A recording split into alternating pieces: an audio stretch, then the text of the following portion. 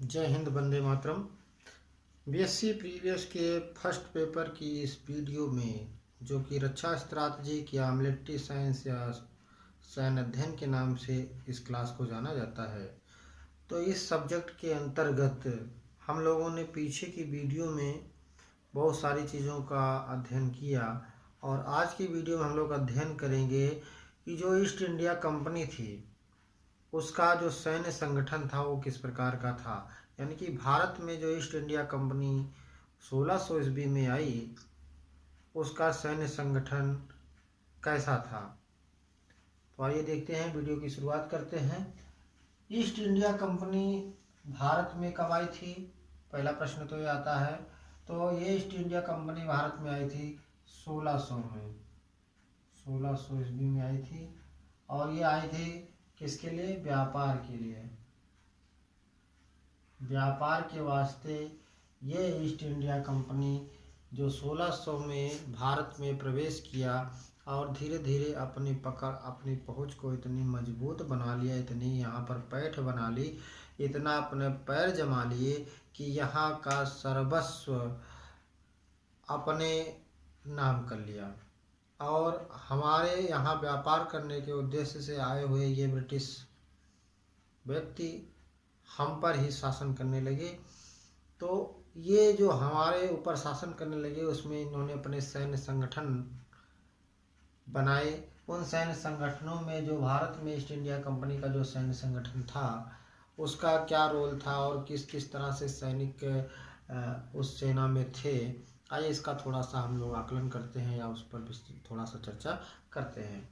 तो पहला बिंदु आता है इसमें कि इनमें जो बटालियन हुआ करती थी, हर एक सैनिक कंपनी में सैनिक होते हैं, फिर कंपनी होती है, बटालियन होती है, ब्रिगेड होता है। इस तरह से बड़े पैमाने पर बड़ी बड़ी चीज़ें होती हैं। तो इसमें जो सबसे छोटी यूनिट होती है वो होती है सेक्शन या सिपाही। सिपाही के बाद सेक्शन आता है, फिर उसके बाद कंपनी आता है। तो कंपनी में जो इनके बटालियन होती थी, उनमें 8 कंपनियां होती थी, जिनमें 2 ग्रेनेड कंपनियां और 6 लाइन कंपनी होती थी। लाइन कंपनी वो कंपनी है जैसे कि जो फ्रंट लाइन होती है, जिसको हम सैनिक होते हैं जिसको शुरुआत में फ्रंट लाइन पे होते हैं और सबसे पहले युद्ध का शुभारंभ जो भी होता है वही करते हैं। तो इस तरह से जैसे इस समय बीएसएफ है, बॉर्डर सिक्योरिटी फोर्स, पहले इसका काम होता था केवल रेकी करना, लेकिन अभी मौजूदा हालत में इसको फ्रंट में कर दिया गया है। और आर्मी जो हमारी होती है वो फ्रंट में होती है, सबसे आगे होती है। तो जो 6 कंपनी होती थी, 2 इसमें लाइन कंपनी होती थी और 2 ग्रेनेड कंपनी होती थी। ग्रेनेड का मतलब है हथगोला या गोला बारूद से संबंधित जो भी कंपनियां थी, वो 2 कंपनियां गोला बारूद से संबंधित होती थी और 6 कंपनी होती थी फ्रंट लाइन की, जो मुख्य युद्ध में भूमिका निभाती है, फ्रंट पे आगे आगे चलती है। कहीं पर भी किसी क्षेत्र को कब्जा करना हुआ, किसी को चौकी को तबाह करना हुआ, तो ये हमारी फ्रंट लाइन कंपनी हुआ करती है। तो 8 बटालियन होती थी, जिसमें से एक बटालियन में 8 कंपनियां हुआ करती थी और 8 कंपनियों में 2 ग्रेनेड कंपनी और 6 फ्रंट लाइन कंपनी होती थी। दूसरी चीज़ आती है, एक कंपनी में 90 सैनिक होते थे। अब आप यहीं से जोड़ सकते हो कि एक कंपनी में 90 सैनिक, तो 8 कंपनी में कितने हो गए? 9 8 72, यानी कि 720 सैनिक का एक बटालियन होता था उस समय पे। तो एक कंपनी में कितने सैनिक होते थे? 90 सैनिक होते थे। बटालियन का जो कमांडर हुआ करता था, इन बटालियन का जो 90 व्यक्ति मिलकर एक कंपनी बनाते थे और 8 कंपनी मिलकर एक बटालियन बनाते थे। तो इन बटालियनों का जो कमांडर होता था, अपने उनकी एक चाल हुआ करती थी कि जो भी सैनिक है वो किसी अंग्रेज अफसर के ही अंडर में कार्य करेंगे। हमारे यहाँ के जो सैनिक होते थे उनको कभी भी उच्च पद या ओहदा नहीं दिया जाता था। तो इस प्रकार से बटालियन का जो कमांडर होता था, कौन होता था? अंग्रेज हुआ करते थे। अगले बिंदु आता है अगला, कंपनी की जो सेना होती थी उसमें जो भारतीय सैनिक हुआ करते थे या यूरोपीय सैनिक जो हुआ करते थे, उनके वर्दी का रंग होता था लाल। और कंपनी का जो ब्रिटिश कंपनी के जो वर्कर होते थे या सिपाही होते थे उनकी वर्दी खाकी रंग की होती थी, किंतु जो भारतीय सैनिक होते थे उनकी वर्दी का रंग कैसा होता था, लाल रंग का होता था। अगला पॉइंट आता है, ईस्ट इंडिया कंपनी की जो सेना थी वो पैदल सेना जो थी वो अश्वारोही, जो पैदल सेना थी वो अश्वारोही यानी कि जो घुड़सवार सेना थी, उस घुड़सवार की सेना की अपेक्षा पैदल सेना अधिक थी।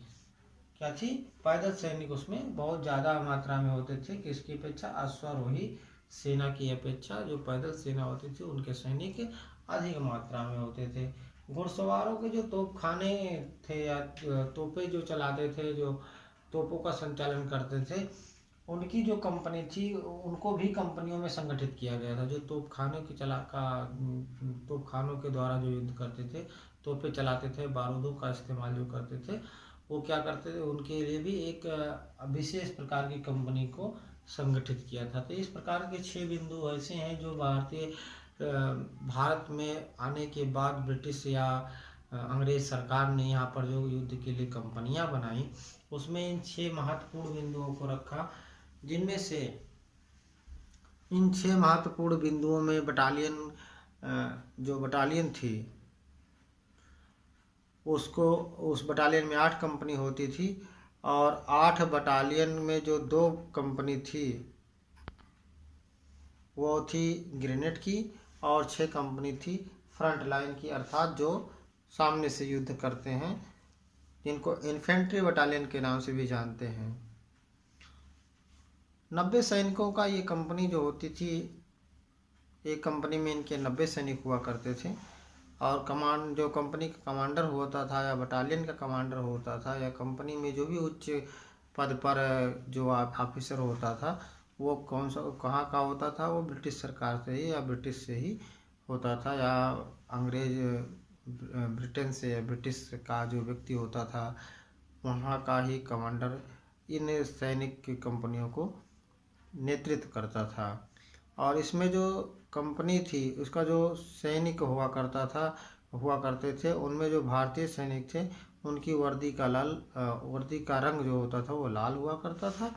और जो ईस्ट इंडिया कंपनी ने सेना रखा था उसमें जो उसकी पैदल सेना थी, उस पैदल सेना में सबसे ज़्यादा पैदल सैनिक होते थे अश्वारोही या घुड़सवार सेना की अपेक्षा, या घुड़सवार सैनिकों की अपेक्षा पैदल सैनिक जो होते हैं वो अधिक हुआ करते थे।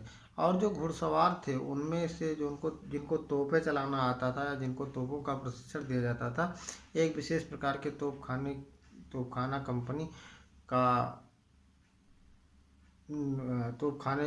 का संगठन किया गया था, और उस तोपखाने कंपनी की देखरेख भी अलग से की जाती थी। उन तोपखाने के जो सैनिक हुआ करते थे उनकी जो कंपनियां थी, उनका काम था कि तोप और जो भी बारूद से संबंधित हथियार थे उनको, तोपों वगैरह का कार्य जो है उन्हीं कंपनियों की देखरेख में हुआ करता था।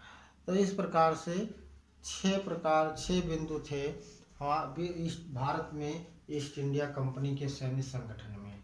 तो ये कंपनी जो 1600 ईस्वी में आई, व्यापार के लिए आई, और वो 1600 से लेकर 1947 जब हमारा देश आज़ाद हुआ, यानी कि 350 वर्ष के आसपास में इतनी सक्षम हो गई कि यहाँ पर राज करने के साथ साथ पूरा